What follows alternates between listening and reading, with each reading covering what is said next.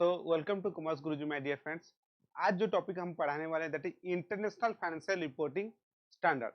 IFRS क्या है what is the objective of IFRS, what is the benefit of IFRS and what is the characteristics of IFRS, क्या क्या है और IFRS कब आया था, कब इम्प्लीमेंट हुआ था और क्यों आईएफआरएस चाहिए, ये सब हम लोग आज पढ़ने वाले हैं। और ये टॉपिक बहुत ही इम्पोर्टेंट है, एग्जाम ओरिएंटेड है, कभी भी क्वेश्चन इससे आ सकता है। सो बने रहें शुरू से एंड तक और इसको मिस ना करें और बहुत ही important video.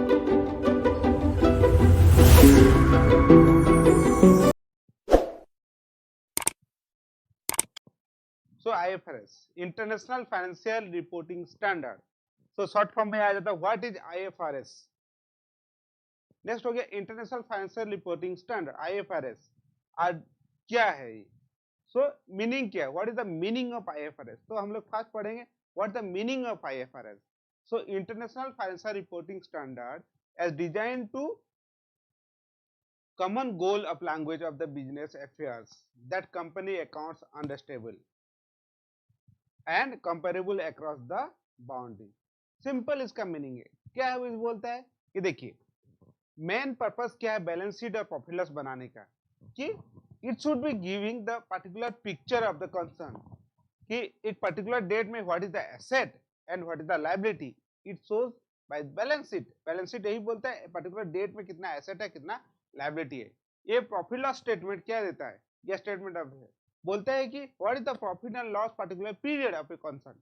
So when a particular balance sheet और profit loss statement is prepared और financial statement is prepared, it should be understandable, मतलब ये समझ में आना चाहिए और कंपेयर होना चाहिए। मीन्स जो मेथड रूल रेगुलेशन और स्टैंडर्ड फॉलो होना चाहिए यूनिवर्सली, ये सब सेम होना चाहिए। देखिए अभी तो ग्लोबलाइजेशन का जमाना है, सो इंटरनेशनल कंपनी भी है, मल्टीनेशनल कंपनी भी है और आपका डोमेस्टिक कंपनी है।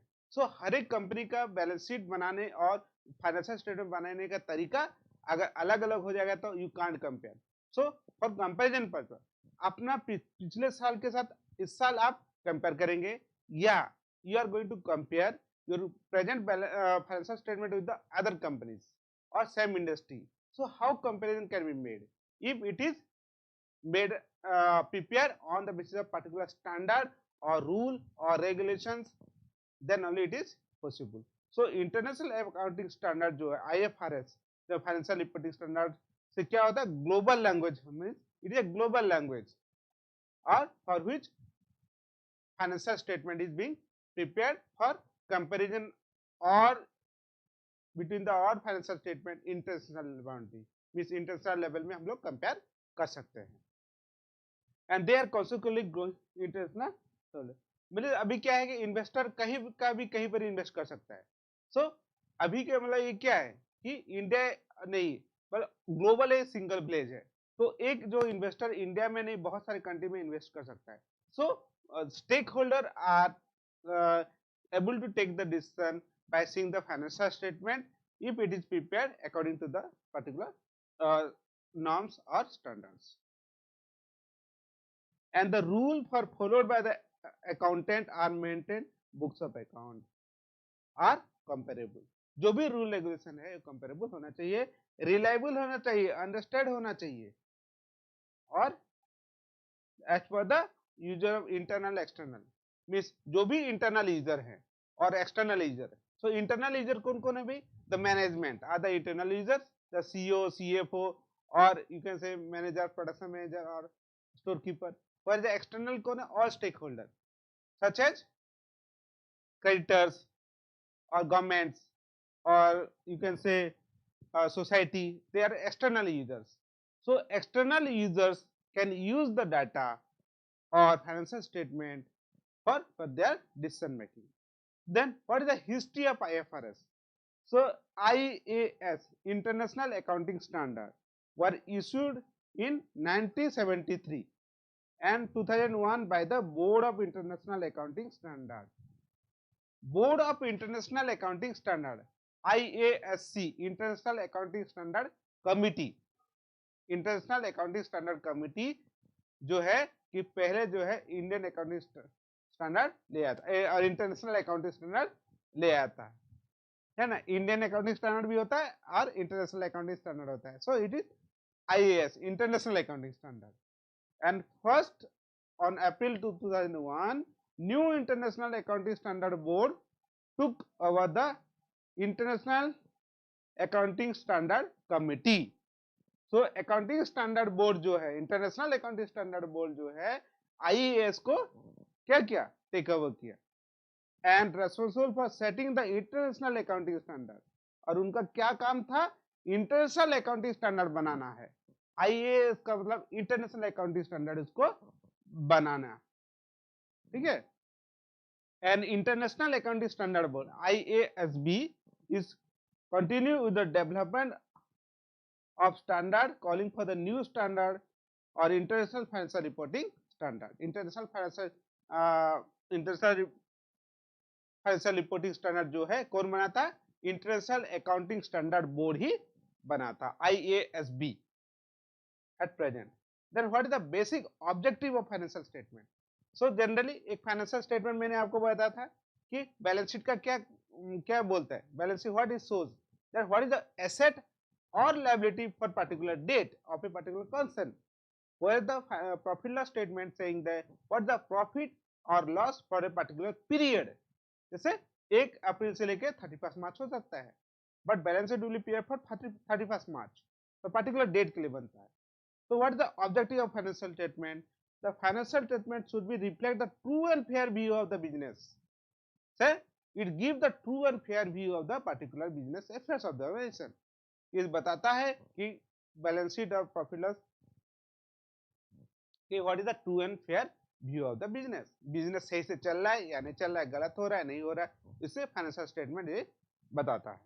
And the statement are used for various constitution of the society, regulatory और need reflect the true and fair view of financial position of the organization. It help the check the financial position of the business और specific period, मैंने ये जो आपको समझाया था. Then what is the qualitative characteristics? क्या qualitative characteristics है financial statement का? Comparable, then it should be variability, then timelessness, then understandable. मतलब क्या, कंपेरेटिवली. देखिए आलू के साथ आलू कंपेयर कर सकते हो, मीन्स टमाटर के साथ टमाटर, means anything can be compared if it is prepared in such a way that same standard or procedure should be followed, है ना. एक बैलेंस शीट जो है कि they are following the FIFO method of valuation of inventory, और एक में cost और market price whichever is less, तो कैसे हो comparable, it can not be comparable. और some firm they are charging the depreciation straight line method and some firm they are charging the straight line method, same आपका automobile industry है, so ये compare नहीं हो सकता है. So अगर uniform method of accounting follow किया जाए so that can be comparable, so comparable होना चाहिए. Then variability, changeability, means they should be flexible enough for preparation of financial statement. Timelessness, financial statement मतलब इट शुड बी टाइमलेसनेस, मतलब by seeing it should be very simple that anyone can understand the particular picture of the particular concern organization by seeing the financial statement. बहुत कम समय में जो कि वो true picture बता दे, true and fair view of the organization. Then understandability means layman can understand the particular financial statement. Then element of financial statement, तो क्या क्या है, statement of financial position, statement of financial position, तो क्या बताता है पर्टिकुलर डेट में what is the asset and what is the liability and what is the equity. So what is asset, asset is what, देखिए जो चीज का benefit आपको फ्यूचर में मिलने वाला है दैट इज कॉल्ड एसेट. मतलब जैसे पंखा हो गया, है ना, जैसे आपका फर्नीचर, फिक्चर्स, लैंड, बिल्डिंग, ये सब क्या है, एसेट है.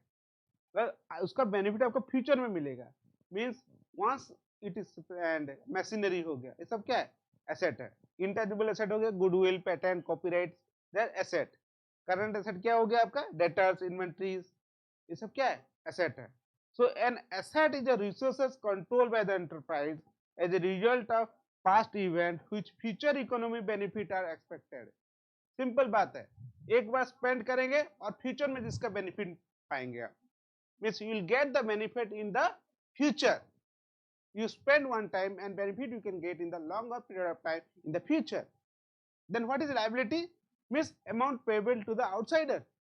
Liability मतलब आपका उधारी है liability. So liability is the percent of obligation. What is this?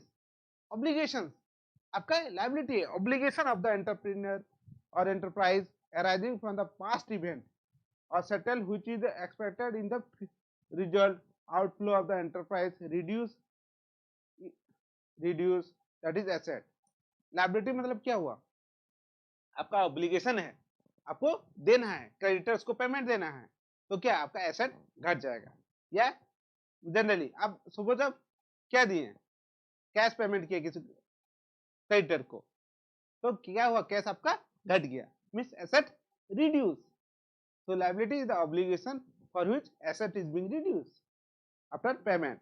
ये आपका पास्ट इवेंट के लिए, मींस पास्ट में कुछ किए होंगे जो उसके लिए कि आपको करंट में पेमेंट कर रहा है आप. Then equity. Equity means it is known as owner equity. Generally equity मतलब ओनर इक्विटी मतलब मालिक, equity the owner of the company. Equity also known as is the residual of the interest of the asset of enterprise after reduction of all liability. Asset minus liability. Then statement of comparative income or income statement or profit loss account. क्या क्या element है, what the element, क्या क्या element है profit loss का और income statement का. भाई रेवेन्यू एंड एक्सपेंसेस, दो चीज है. What is the revenue, what is the revenue. Revenue मतलब क्या हुआ, आप रेगुलर एक्टिविटी से जो भी इनकम करते हैं that is your revenue including other income. ठीक है. सेल्स मतलब क्या हुआ, आप फॉर एग्जांपल आप मोबाइल बना रहे, you are manufacturer of mobile, so whatever you are selling the mobile after getting that it is your sales. whereas you are selling some of the scrap also, by that you are getting some money. scrap sell करके या dividend income हो गया, interest income हो गया, सबको मिला दोगे तो क्या होगा, वो रेवेन्यू हो जाएगा. सो अगर डेफिनेशन में जाए, increase in the economic benefit during the accounting period from the inflow और एनहांसमेंट ऑफ एसेट और decrease of liability result of increase of equity. Simple बात है, एसेट बढ़ रहा है, एसेट बढ़ रहा है और लायबिलिटी कम हो रहा है, तो आपका रेवेन्यू हो रहा है ना. Means it the economy benefit the accounting period. और इनफ्लो, पैसा आ रहा है आपके पास, मोबाइल बेच रहे हो तो क्या आ रहा है, पैसा आ रहा है, या बैंक में बैंक बैलेंस बढ़ रहा है. So what is this is called revenue. Then expenses, decrease in the economy benefit due to during the accounting period or from outflow and depletion of the asset or incurred liability result of decrease in equity. आपका equity reduce हो रहा है और asset क्या हुआ, घट रहा है. एक्सपेंसेस मतलब क्या है, आपका रेगुलर एक्टिविटी में जो भी खर्चा करते हैं, जैसे प्रिंटिंग स्टेशनरी है ना, रेंट, रेट, टैक्सेस, इंश्योरेंस, जो भी पेमेंट कर रहे, खर्चा कर रहे, रेगुलर एक्टिविटीज में जो भी खर्चा कर रहे, that is expenses. Then element of financial statement जो हिस्टोरिकल कॉस्ट हो गया है ना, so assets are according on the historical cost basis. Then current cost हो गया, what is the current market price of the particular asset, और cash equivalent to be paid for some equivalent asset acquired in current year, हो गया current cost. And liability are carried for the undiscounted amount that is cash equivalent that is equal to settle in obligation of current year, है ना. The realizable or settlement value जो है asset are carried for amount of a cash equivalent currently obligated to settling the particular asset. ठीक है, तो ये ज्यादा important नहीं. Then requirement of IFRS, what is the basic requirement of IFRS, बहुत important है. पहले हो गया settlement of financial position, a statement of financial position. So it is a first, it is a statement of financial position. Second, the statement of comparative income, separate from the income statement. Income statement और statement of comparative statement are दोनों separate होता है. और statement of comparative income are reconcile profit loss on the income statement total comprehensive income. Next हो गया statement of change of equity. Statement of change of equity, इसको SOE बोला जाता है, statement of change of equity. Then cash flow statement or statement of cash flow. Cash flow statement. What is the inflow of cash? What is outflow of cash? That is cash flow statement. Investment in the activity, financial activity and operating activities. तो तीन activity से जो है cash inflow या outflow हो सकता है, हम लोग पढ़ेंगे, ठीक है. Then adoption of IFRS.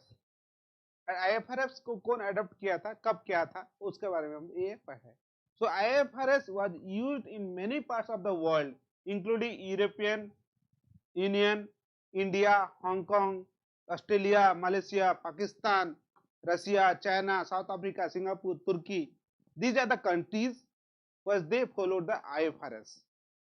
है ना, जो भी ये सब देश हैं IFRS उसको फॉलो करते हैं. More than 113 countries, 113 से ज्यादा country in the world, including European also, they are following the IFRS,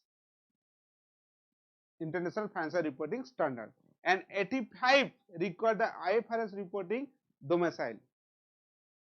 ठीक है ना, and US Security Exchange Commission is a listed company. ठीक है. So this is basic all about the IFRS. So my dear friends, thank you. अगर अच्छा लगे तो like का कमेंट दीजिए, और इससे और डीपली नॉलेज अगर चाहिए तो आप भी कमेंट कीजिए, ताकि मैं और वीडियो आपका अच्छे से ले आऊँ. So thank you very much friends.